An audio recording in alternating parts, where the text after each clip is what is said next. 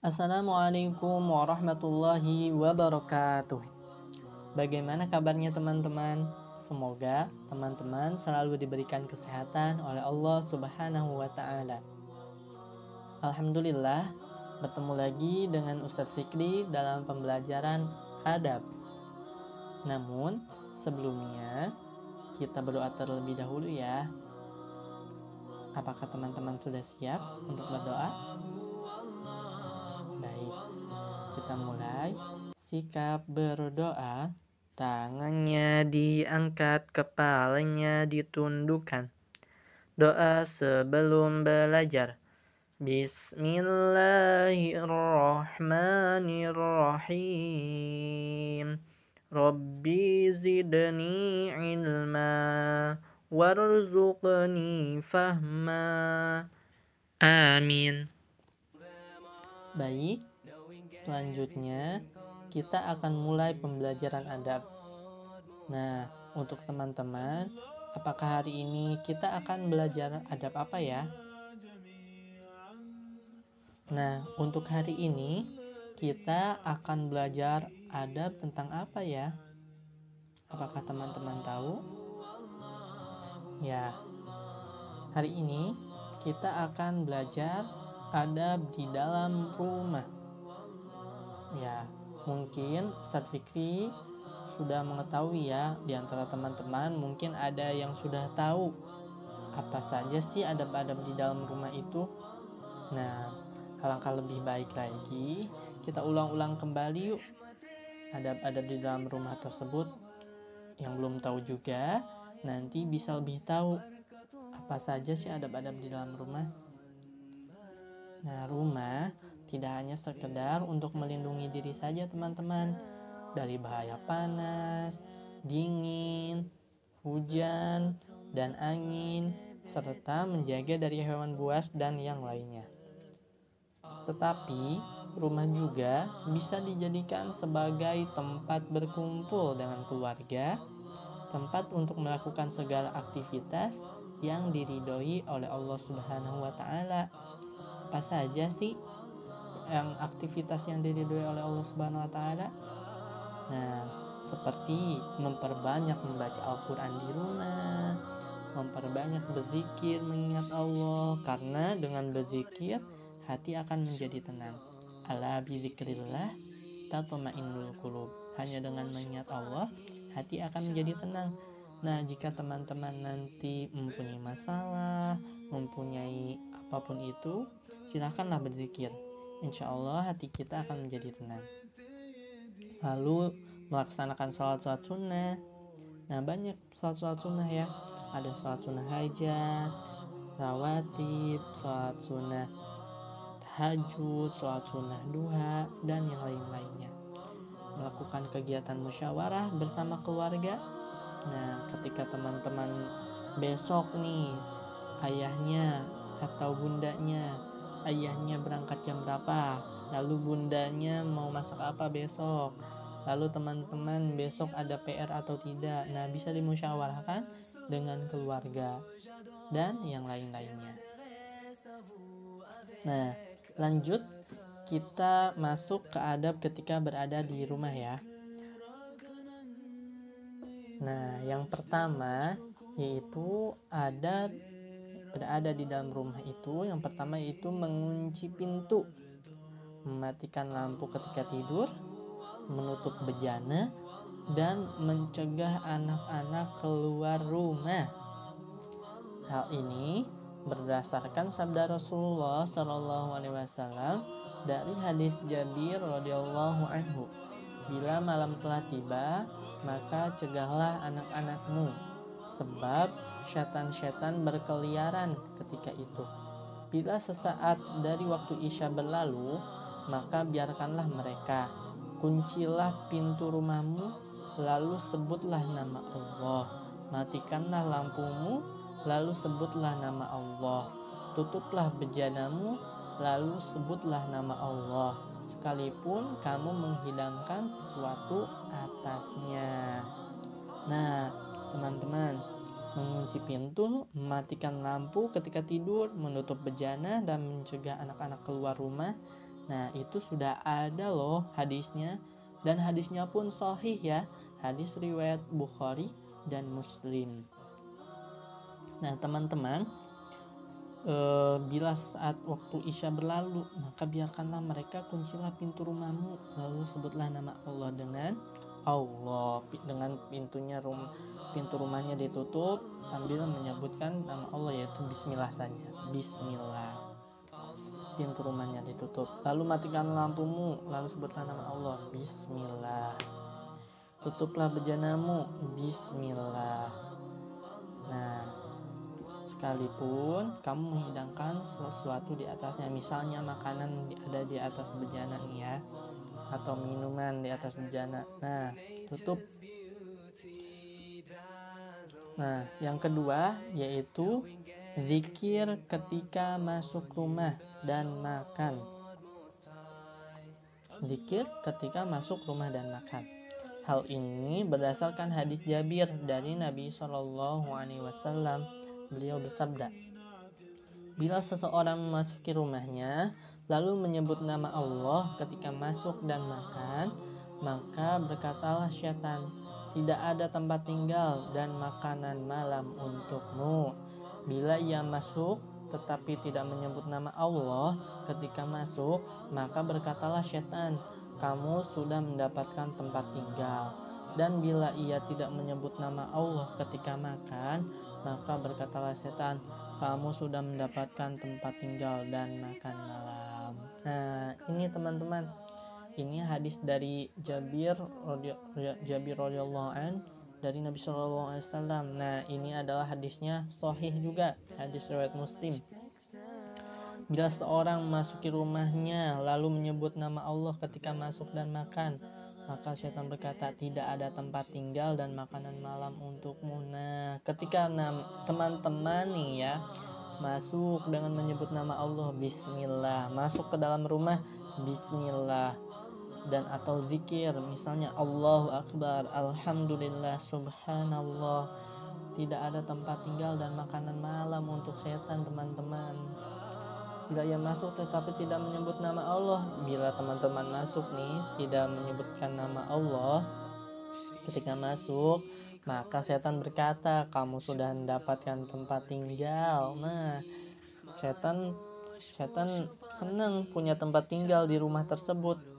Dan bila ia tidak menyebut nama Allah ketika makan, maka berkata setan, kamu sudah mendapatkan tempat tinggal dan makan malam juga. Nah, setan senang banget, berarti setan ini ketika teman-teman makan tidak membaca basmalah, berdoa, ataupun masuk ke dalam rumah tidak membaca doa, maka setan-setan ini akan mempunyai tempat tinggal dan setan-setan ini bisa makan malam. Nah, ini hadis riwayat sahih ya, hadis riwayat Muslim.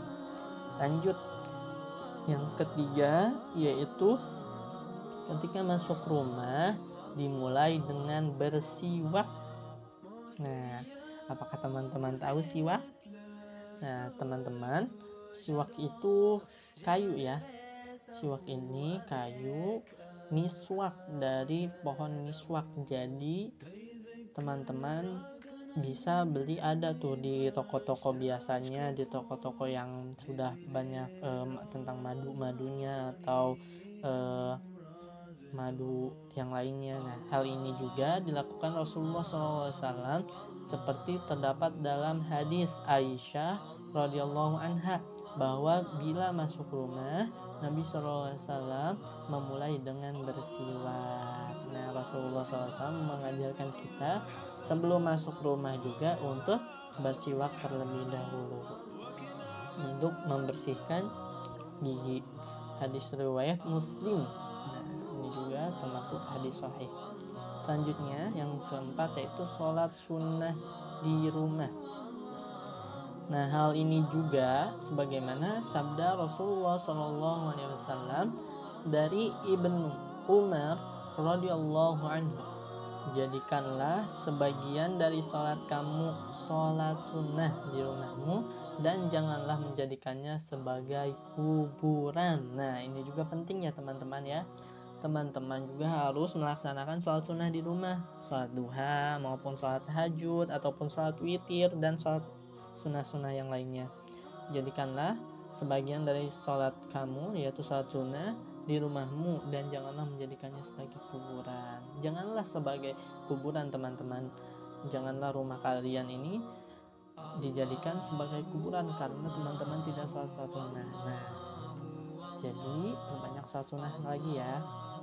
Selanjutnya yaitu yang kelima, tidak memuat gambar atau patung. Nah, ini yang paling penting ya teman-teman ya. Hal ini sebagaimana hadis yang bersumber dari Abu Talhah radhiyallahu anhu dari Nabi Shallallahu alaihi wasallam. Sesungguhnya para malaikat tidak memasuki rumah yang di dalamnya terdapat gambar. Muttafaqun alaih di dalam lafal Al-Bukhari, dan juga gambar patung. Nah, ini teman-teman yang sangat penting. Ketika di rumah teman-teman ada gambar atau patung, nah ini sangat penting ya teman-teman ya. Jadi sesungguhnya para malaikat tidak memasuki rumah yang di dalamnya terdapat gambar, teman-teman. Nah, mungkin teman-teman bisa diamalkan ya. Jadi kita lihat di rumah kita masih ada gambar enggak ya? Masih ada gambar atau tidak? Nah, kita lihat ketika masih ada gambar bisa dicopot karena rumah kita tidak akan dimasuki malaikat. Ya. Selanjutnya, nah ini keterangannya yaitu yang pertama, gambar yang bernyawa dan berbentuk seperti patung, berbentuk hewan dan manusia. Nah, gambar yang bernyawa dan berbentuk bernyawa seperti manusia, hewan dan yang lain-lainnya. Seperti patung berbentuk hewan dan manusia juga tidak boleh, teman-teman. Karena tidak akan masuk malaikat. Yang kedua, rumah yang tidak dimasuki malaikat yaitu gambar yang bernyawa tapi tidak berbentuk seperti lukisan hewan atau lukisan manusia. Nah, seperti lukisan. Dan yang ketiga, gambar yang tidak akan dimasuki malaikat yaitu gambar yang memperlihatkan aurat. Nah, teman-teman juga tidak diperbolehkan untuk menempel atau memajang gambar yang memperlihatkan auratnya. Nah, selanjutnya yang keenam yaitu tidak memasukkan dan memelihara anjing di rumah. Nah, ini juga penting ya. Hal ini karena dalam banyak hadis disebutkan malaikat tidak memasuki rumah yang ada anjingnya. Juga dalam hadis Abu Hurairah dan Ibnu Umar radhiyallahu anhuma, barang siapa yang memelihara anjing selain anjing penjaga sawah, anjing penjaga kambing, atau anjing pemburu, maka pahalanya akan dikurangi setiap harinya sebanyak 2 qirot. Nah, teman-teman, hal ini juga teman-teman bisa diamalkan juga ya. Barang siapa yang memelihara anjing selain anjing penjaga sawah, anjing penjaga kambing, atau anjing pemburu, nih 3 ini, anjing penjaga sawah, penjaga kambing, atau anjing pemburu, maka pahalanya akan dikurangi setiap harinya sebanyak berapa? 2 qirot. Nah, ini juga penting ya. Nah, ini pengertian 2 qirot. Nah, 1 qirot itu sebagaimana terdapat hadis yang berkenaan dengan jenazah adalah seukuran gunung Uhud. Masya Allah. Nah, teman-teman, banyak sekali ya. Di samping itu, memelihara anjing juga merupakan bentuk tasyabuh, menyerupai orang kafir. Nah, teman-teman, maka teman-teman dilarang sekali untuk memelihara anjing. Karena tadi disampaikan bahwa dihitungnya aja 1 hari 2 qirot, dan 1 qirotnya itu sama dengan seukuran gunung Uhud. 1 qirot itu sebagaimana terdapat hadis yang berkenaan dengan jenazah adalah seukuran gunung Uhud. Nah, 1 qirot gunung Uhud, Masya Allah. Na'udzubillahi min dzalik. Jangan ya. Nah, selanjutnya nomor 7 yaitu melenyapkan salib atau gambar salib dari rumah. Hal ini berdasarkan hadis Aisyah radhiyallahu anha. Nabi Shallallahu alaihi wasallam tidak pernah membiarkan sesuatu pun yang terdapat salib melainkan melenyapkannya. Nah, Aisyah ini adalah istri Rasulullah Shallallahu alaihi wasallam ya. Istri dari Nabi Muhammad Shallallahu alaihi wasallam. Nah, beliau bercerita atau berkata Nabi Shallallahu alaihi wasallam tidak pernah membiarkan sesuatu pun yang terdapat salib melainkan melenyapkannya, teman-teman. Jadi, teman-teman, ketika ada barang-barang, ada benda-benda yang menyerupai salib bentuknya, silahkan teman-teman lenyapkan ya. Selanjutnya yang ke-8 yaitu tidak menggunakan bejana emas atau perak untuk makan dan minum. Nah, hal ini sebagaimana dalam hadis Ummu Salamah, orang yang meminum dengan bejana perak maka sungguh ia menyeret api neraka ke dalam perutnya. Muttafaqun alaih. Masya Allah ya. Orang yang meminum dengan bejana perak maka sungguh ia menyeret api neraka ke dalam perutnya. Nauzubillahi min dzalik. Nah, ini sangat penting ya teman-teman ya. Jadi jangan sampai ya bejana itu seperti piring atau mangkok atau gelas atau nampan yang terbuat dari apa? Yang terbuat dari emas ya. Ya, jangan ya teman-teman ya, karena maka sungguh yang menyeret api neraka ke dalam perutnya. Nauzubillah.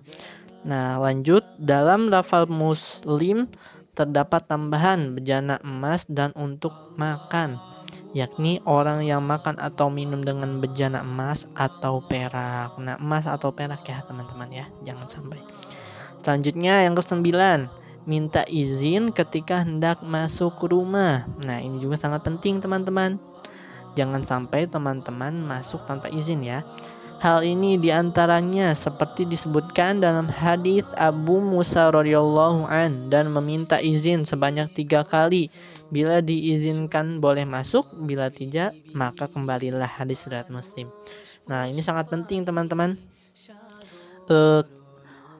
Ini juga sangat penting bahwa ketika kita ingin masuk ke dalam rumah maka ketuk salam sampai 3 kali. Nah, ini diketuknya 3 kali saja ya. Tuk tuk tuk, assalamualaikum, tidak ada jawaban.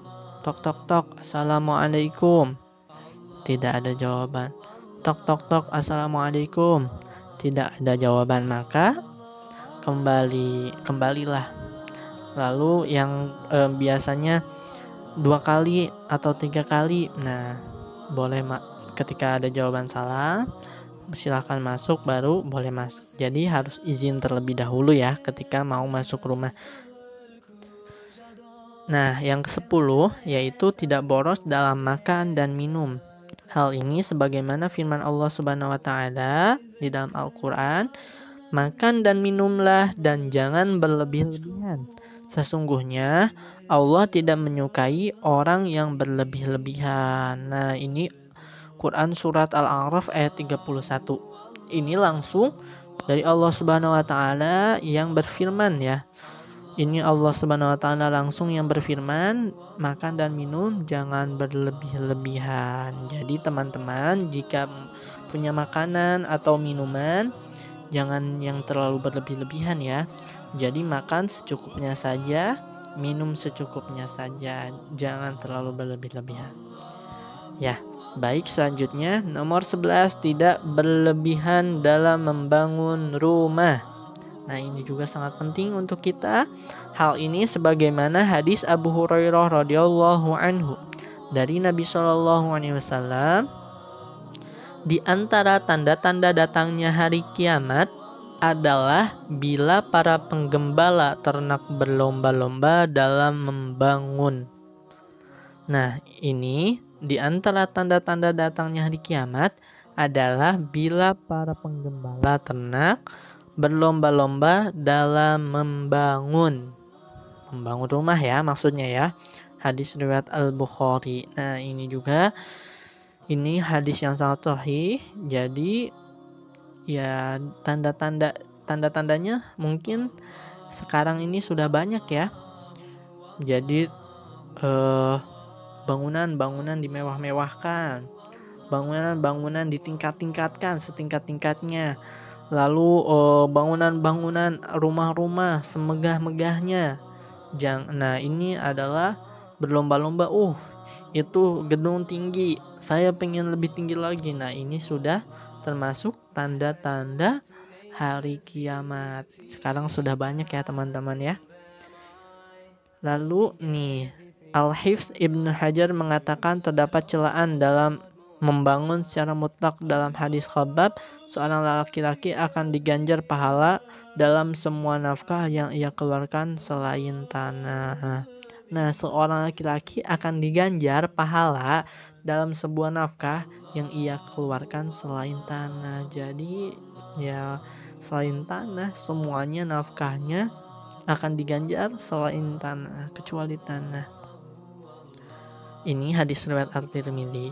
Lalu yang ke-12, membaca Al-Quran di rumah. Ini adalah sebab yang dapat mendatangkan keberkahan dan mengusir setan. Dalam hadis Abu Hurairah radhiyallahu anhu, janganlah kalian jadikan rumah kalian sebagai kuburan. Sesungguhnya setan lari dari rumah yang dibacakan di dalamnya surat Al-Baqarah. Hadis riwayat Muslim. Nah, ini juga untuk kita sangatlah penting. Janganlah kalian jadikan rumah kalian sebagai kuburan. Nah, teman-teman, apabila teman-teman masih belum bisa membaca Al-Quran, ataupun teman-teman belum bisa menghafalkan Al-Quran, maka bacalah Al-Quran teman-teman. Di dalam rumah teman-teman, di kamar teman-teman, di dalam ruangan tamu teman-teman, silahkan teman-teman bacakan Al-Quran. Karena sesungguhnya setan lari dari rumah yang dibacakan di dalamnya surat Al-Baqarah. Bacakan surat Al-Baqarahnya, bacakan Al-Qurannya ya. Ini hadis riwayat Muslim. Nah, selanjutnya yang ke-13, yaitu tidak membunuh ular di rumah sebelum mengultimatumnya. Kenapa? Sebab bisa jadi ular-ular itu adalah wujud dari jin-jin yang ada di rumah. Sebagaimana dalam hadis Ibnu Umar radhiyallahu anhu bahwa Nabi Shallallahu alaihi wasallam melarang untuk membunuh ular-ular rumah sebab ia adalah jin-jin rumah. Hadis riwayat Al-Bukhari dan Muslim. Artinya sebelum membunuh hendaknya memberikan peringatan kepadanya. Di antaranya memberi tempo kepadanya agar keluar dalam waktu 3 hari. Bila setelah itu tidak keluar, maka boleh dibunuh sebab itu adalah setan. Nah, apakah teman-teman pernah melihat ular di rumahnya? Apabila teman-teman melihat ular di rumah teman-teman, teman-teman bisa mengusirnya terlebih dahulu. Tetapi jika dalam waktu 3 hari si ular itu tidak mau keluar dari rumah teman-teman, teman-teman silahkan boleh membunuh ular tersebut ya. Sebab itu adalah setan. Nah, selanjutnya yang ke-14 yaitu memberi salam kepada penghuni rumah. Nah, ini sangat penting ya teman-teman ya. Ketika kita mau masuk ke dalam rumah, silahkan memberi salam atau mengucapkan salam. Assalamualaikum. Nanti penghuni rumah menjawab waalaikumsalam. Assalamualaikum ini artinya apa sih Ustadz? Assalamualaikum ini artinya keselamatan untukmu. Nah, ketika yang penghuninya menjawab waalaikumsalam, penghuni pun menjawab waalaikumsalam, yaitu dan keselamatan juga untukmu. Nah, ini adalah kita mendoakan keselamatan bagi penghuninya. Lalu yang ke-15 yaitu masuk ke dalam kamar orang tua. Nah, ini sangat penting ya teman-teman ya. Ketika teman-teman silahkan teman-teman ketika di rumah jangan sembarangan masuk ke dalam kamar orang tua, akan tetapi izin terlebih dahulu. Nah, ini waktu-waktu yang tidak diizinkan masuk ke dalam kamar orang tua. Yang pertama, di waktu setelah zuhur, teman-teman tidak diizinkan masuk ya. Yang kedua, setelah isya. Yang ketiga, setelah subuh. Nah, 3 waktu ini teman-teman tidak diizinkan masuk ke dalam kamar orang tua. Baik, untuk selanjutnya kesimpulannya, rumah selain untuk tempat berlindung dari hujan dan panas, dari segala hal bahaya yang ada di luar, rumah juga dapat dijadikan sebagai tempat untuk mencari ridho Allah sebanyak-banyaknya dengan cara menerapkan adab-adab, seperti misalnya menjadikan rumah sebagai tempat kita untuk membaca Al-Quran sebanyak-banyaknya. Nah, ibrohnya juga yang bisa kita dapat setelah mempelajari materi ini, semoga kita dapat mengaplikasikan adab-adab yang bisa kita lakukan di dalam rumah. Karena rumah yang kita tempati saat ini tidaklah abadi, maka gunakan untuk sebanyak-banyak meraih ridho Allah Subhanahu wa Ta'ala. Sesungguhnya rumah abadi kita adalah kelak di akhirat. Untuk proyek teman-teman, yang pertama yaitu buatlah resume atau rangkuman mengenai informasi materi yang terdapat di dalam video pembelajaran. Yang kedua, tuliskan rangkuman tersebut pada buku tulis adab secara individu. Dan yang ketiga, dokumentasikan proyek dalam bentuk foto. Ya, baik teman-teman, kita sudah di akhir kegiatan. Kita tutup saja dengan doa. Sikap berdoa, tangannya diangkat, kepalanya ditundukkan. Membaca hamdalah bersama-sama. Alhamdulillahi Rabbil Alamin. Segala puji bagi Allah Tuhan semesta alam. Baik, terima kasih kepada teman-teman. Sekian dari Ustadz Fikri. Wassalamualaikum warahmatullahi wabarakatuh.